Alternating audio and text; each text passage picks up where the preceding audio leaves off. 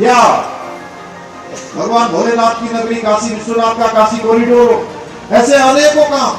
जिन मोदी जी के नेतृत्व में हुए हैं, उसको आने वाली पीढ़ियां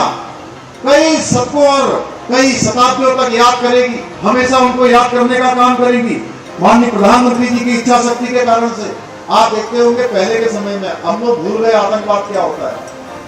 पहले कोई होली आती थी, दिवाली आती थी, रक्षाबंधन आता था, कोई त्योहार आते थे, तो पहले से ही जो अलर्ट देश के अंदर हो जाया करता था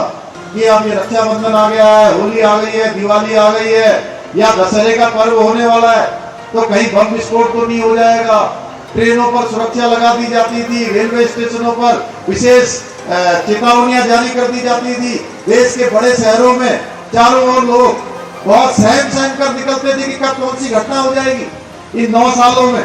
आतंकवाद हो, चाहे नक्सलवाद हो, उग्रवादी गतिविधियों में भी उल्लेखनीय रूप से कमी आई है। आज भारत दुनिया की ऐसे समय में 5वीं अर्थव्यवस्था, 5वीं सबसे बड़ी अर्थव्यवस्था बन गया है। हमारे द्वारा प्रारंभ की गई यूपीआई जैसी योजनाओं को कई पश्चिमी देश जो अपने आप को डेवलप कंट्री कहते थे, विकसित देश कहते थे, उन्होंने भी उसको अपनाया, उस मॉडल को वह भी अपना रहे हैं, हाथों हाथ ले रहे हैं। आज प्रधानमंत्री मोदी जी से प्रेरणा पाकर उनके ही मार्गदर्शन में उत्तराखंड के अंदर भी हम लोग लगातार विकास के कामों को आगे बढ़ा रहे हैं। एक नए युग का सूत्रपात हो रहा है और उनके दिखाए हुए, प्रधानमंत्री जी के दिखाए हुए इस विश्वास को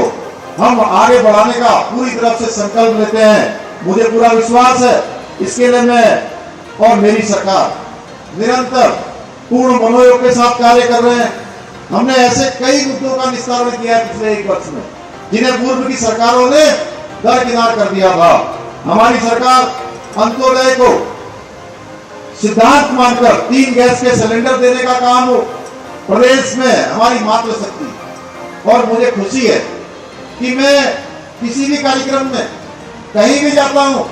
किसी अभियान में जाता हूं, किसी जनसंपर्क में जाता हूं या किसी चौपाल में जाता हूं, तो मुझे 70 से 80 के अनुपात में वहां पर मुझे मातृशक्ति की संख्या दिखाई देती है। मैं अपनी मातृशक्ति को नमन करना चाहता हूं, इसलिए हमने चाहे 3 गैस के सिलेंडर 1,81,000 परिवारों को देना हो या 30% का क्षैतिज आरक्षण की व्यवस्था करनी हो, ये सारे ही काम हमने मातृशक्ति को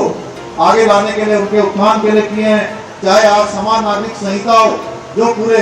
भारत के लिए एक मॉडल बनने वाला है, जिसकी शुरुआत हमने उत्तराखंड से की है। जब धर्मांतरण का कानून बनाना हो, पूरे भारत का हमने सबसे सख्त कानून इसमें बनाया है। चाहे नकल के क्षेत्र में, नकल रोकने के लिए हमारे बेटे बेटियों को, हमारे भाई बहनों को अब अपनी योग्यता और क्षमता और प्रतिभा के आधार पर